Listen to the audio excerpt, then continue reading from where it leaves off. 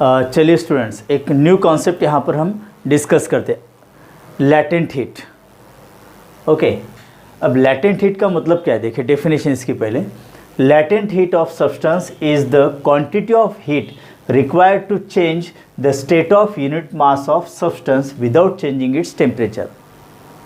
देखिए latent heat का मतलब क्या होता है कि जब हम किसी ऑब्जेक्ट को हीट एनर्जी प्रोवाइड करते हैं स्टूडेंट, किसी सब्सटेंस को, अगर उसका स्टेट ऑफ मैटर चेंज हो जाता है, मतलब अगर सॉलिड है, ओके, सॉलिड को अगर हम हीट एनर्जी देते हैं तो at its melting point that solid turns into liquid. वैसे और एक कहाँ पर स्टेट ऑफ मैटर चेंज हो जाती है, जैसे हमें पता है स्टेट ऑफ मैटर 3 तरह के होते हैं, सॉलिड, लिक्विड, गैसियस।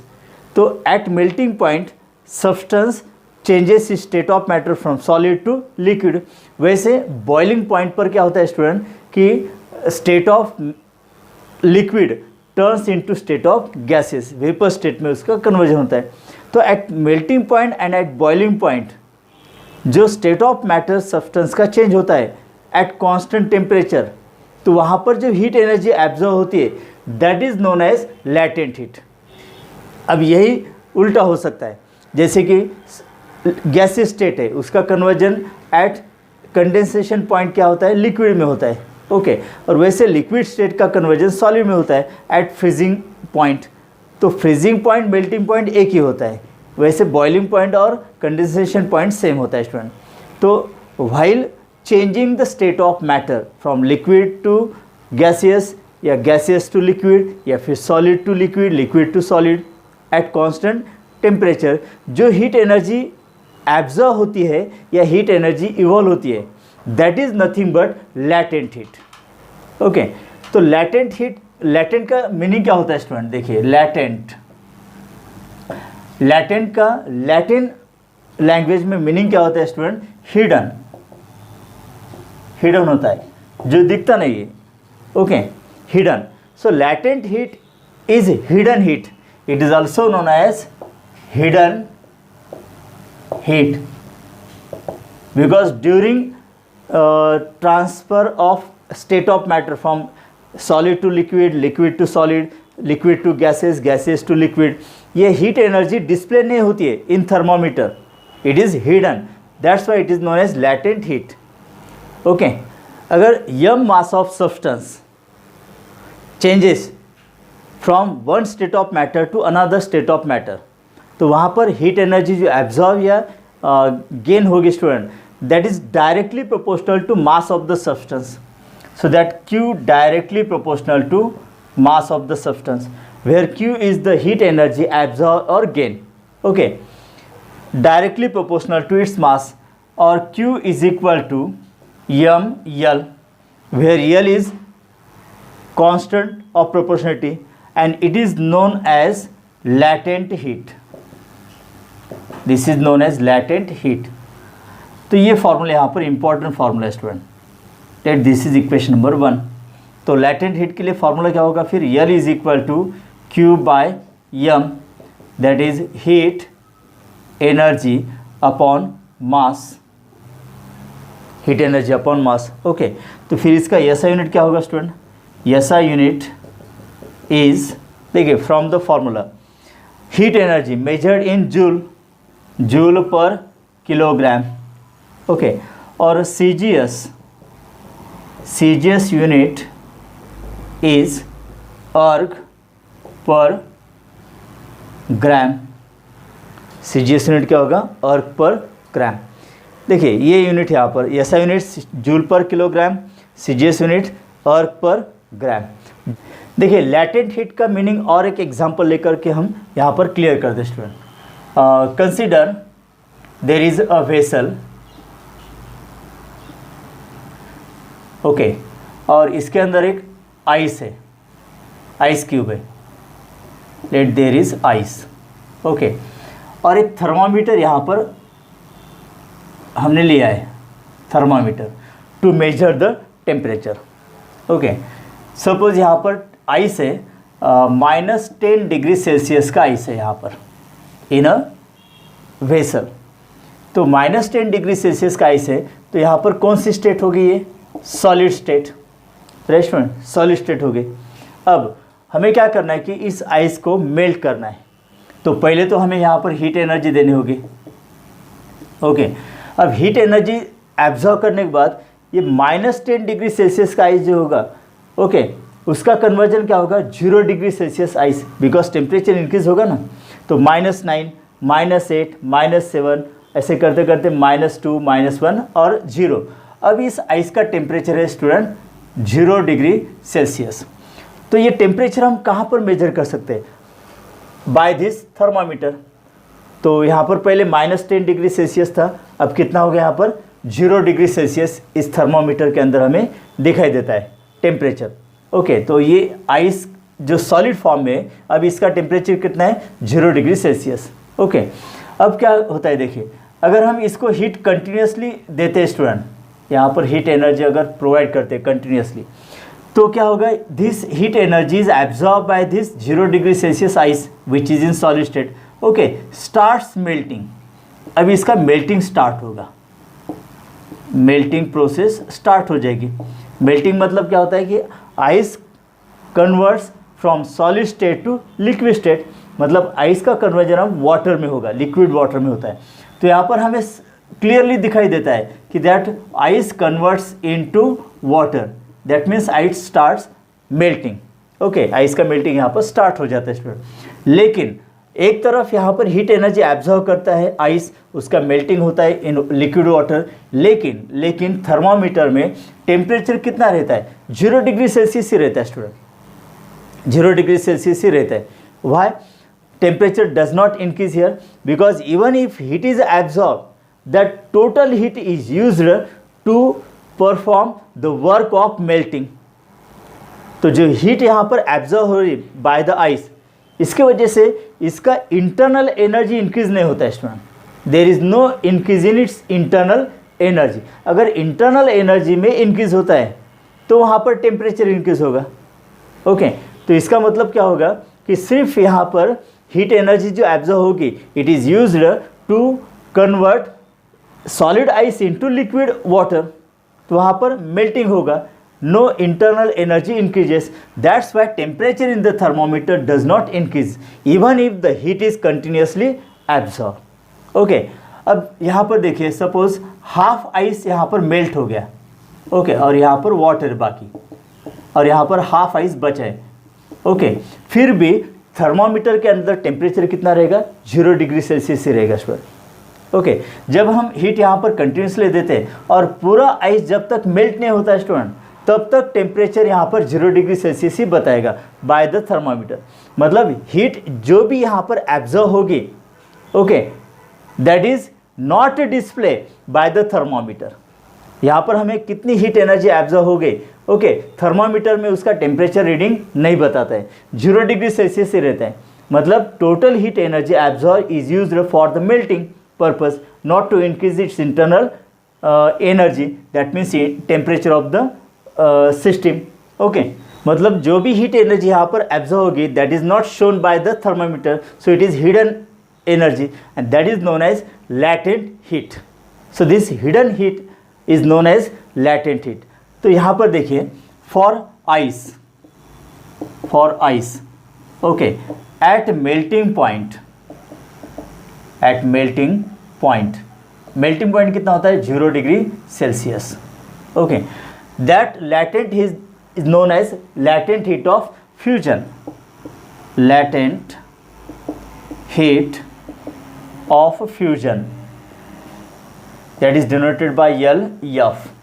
तो latent heat of fusion मतलब क्या होता है कि, तो latent heat of fusion की डेफिनेशन क्या होगी फिर student, that is the quantity of heat required to convert the unit mass of substance from its state of solid to state of liquid at its melting point without change in its temperature is called latent heat of fusion.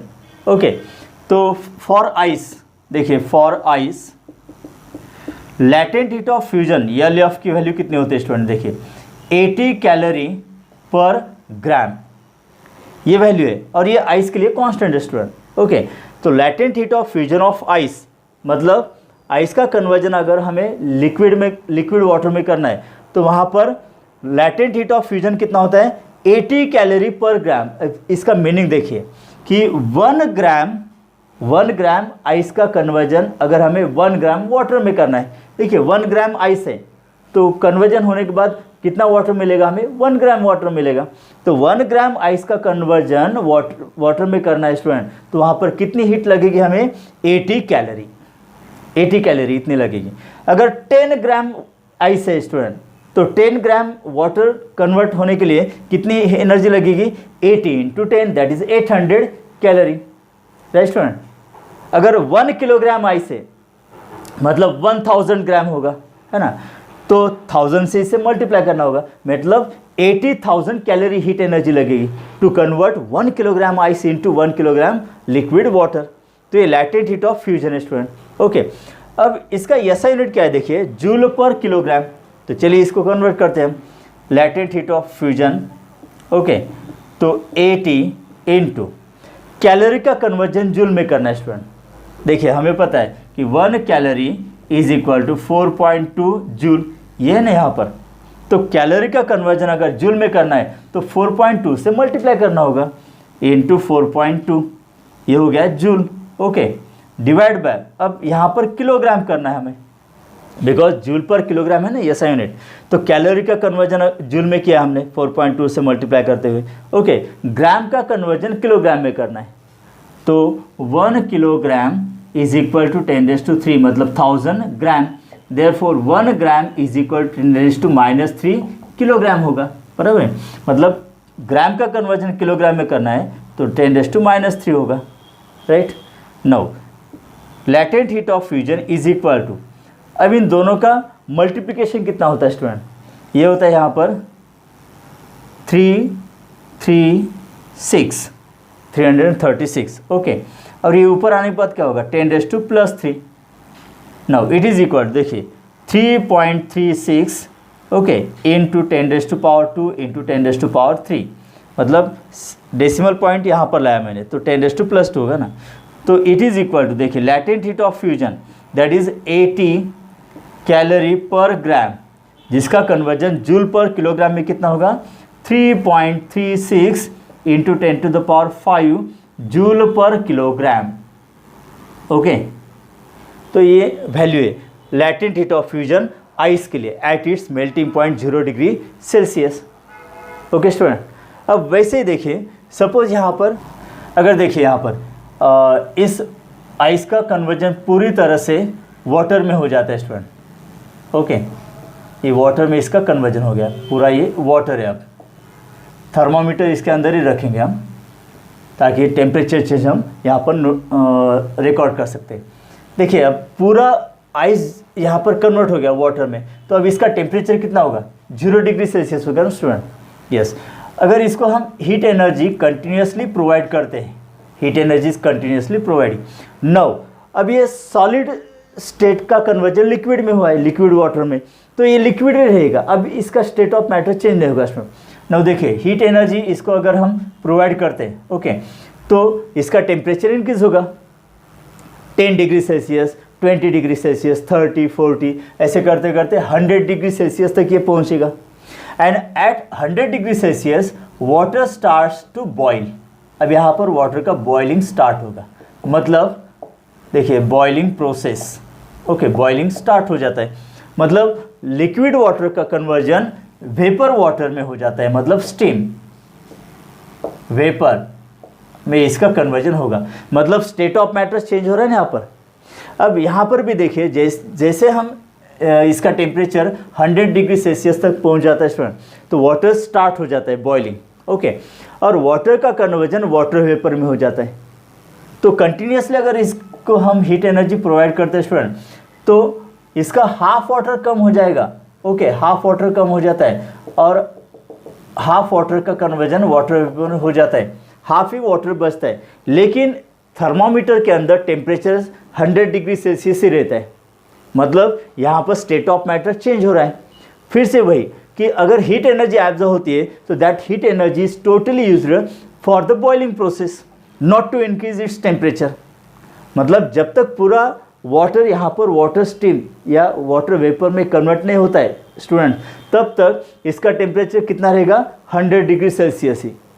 मतलब यहाँ पर भी जो heat energy है absorb हो रही है, that is not shown by the thermometer, it is again hidden heat energy. So this is known as latent heat of vaporization. So यहाँ पर इसको हम कहेंगे latent heat of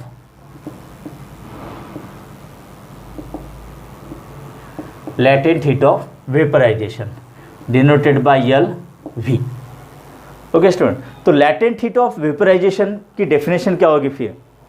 the quantity of heat required to convert unit mass of substance from its liquid state to gaseous state, from its liquid state to vapour state at its boiling point without change in its temperature.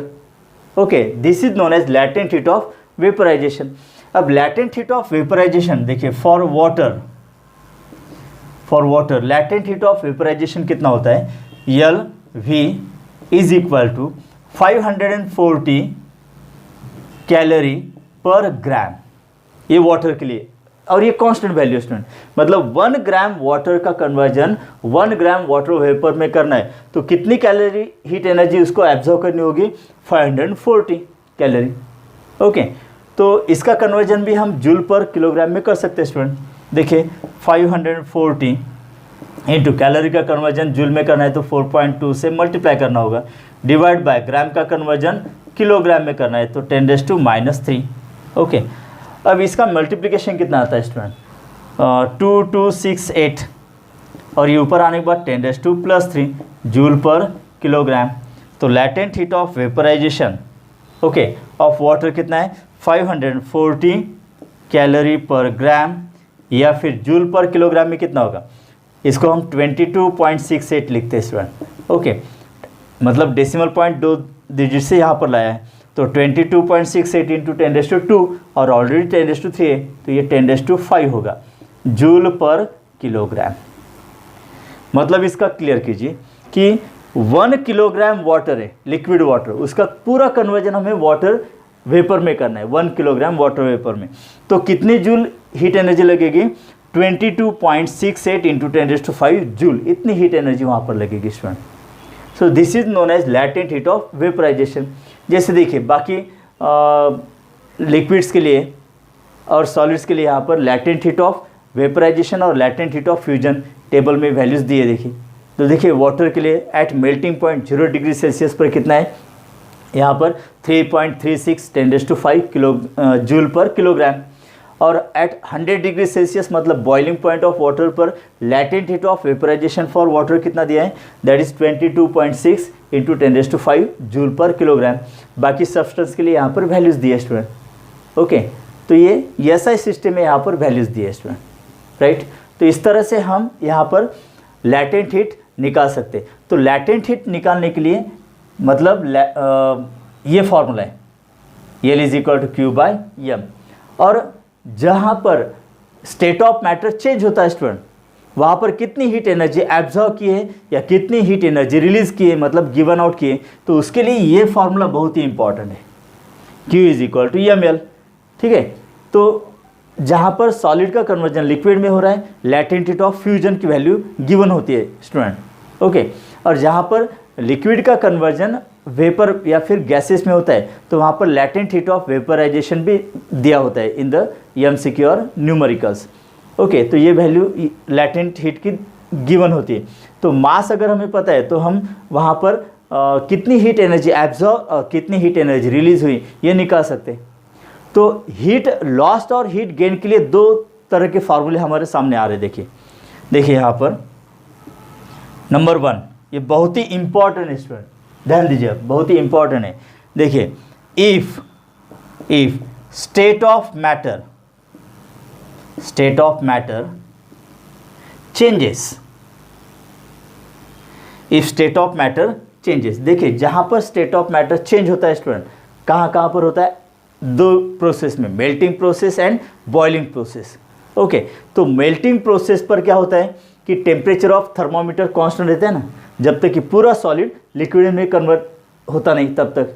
उसी तरह से eight boiling process क्या होता है? जब तक पूरा liquid gases में या फिर वेपर में कन्वर्ट नहीं होता है तब तक थर्मामीटर के अंदर टेम्परेचर कांस्टेंट रहता है।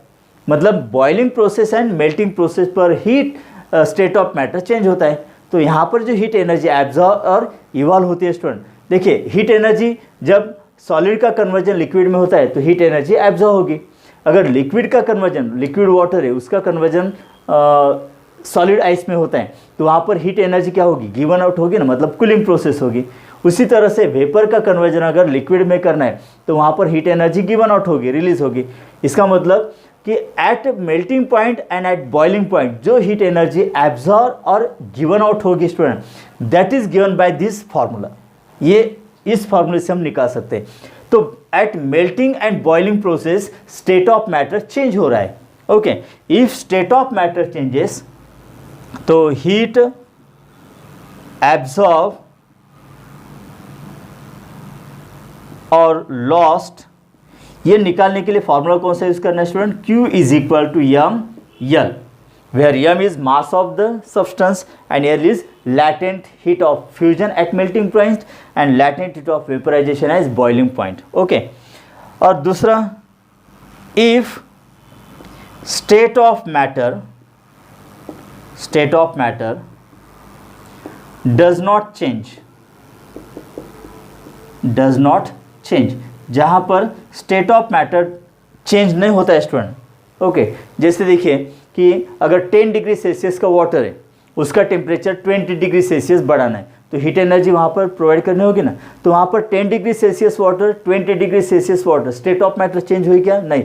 ऐसे कंडीशन में अगर हमें हीट एनर्जी कितनी एब्जॉर्ब या फिर गिवन आउट हुई ये निकालने के लिए फॉर्मूला कौन सा है, देखिए हीट एब्जॉर्ब और लॉस्ट, तो उसके लिए formula student Q is equal to M S delta T, mass of the substance into specific heat capacity of the substance whether it is solid, liquid or gaseous. Okay, और delta T मतलब rise in temperature और fall in temperature. अगर heat energy absorb होती है तो वहाँ पर rise in temperature होगा, अगर हीट एनर्जी लॉस्ट होती है तो वहाँ पर क्या होगा, फॉल इन टेम्परेचर होगा। तो ये दो इक्वेशंस बहुत ही इंपॉर्टेंट है स्टूडेंट, ये दो इक्वेशंस। तो जहाँ पर स्टेट ऑफ मैटर चेंज होती है at melting and boiling process पर, तो कितनी हीट एनर्जी एब्जॉर्ब और लॉस्ट हुई ये निकालने के लिए ये फॉर्मूला याद रखिए। Okay, Q is equal to M L. और जहाँ पर स्टेट ऑफ मैटर चेंज नहीं होती है स्टूडेंट, सॉलिड रहता है लेकिन सिर्फ टेम्परेचर इंक्रीज डिक्रीज होता है, लिक्विड है तो लिक्विड ही रहता है, सिर्फ टेम्परेचर इंक्रीज डिक्रीज होता है। ऐसे कंडीशन पर जहाँ पर स्टेट ऑफ मैटर चेंज नहीं होता है, रिमेन सेम, ओके, तब कितनी हीट एनर्जी एब्जॉर्ब और लॉस्ट हुई ये निकालने के लिए ये फॉर्मूला आप याद रखिए student, mass, specific heat capacity, change in temperature, M S delta T. Okay, right.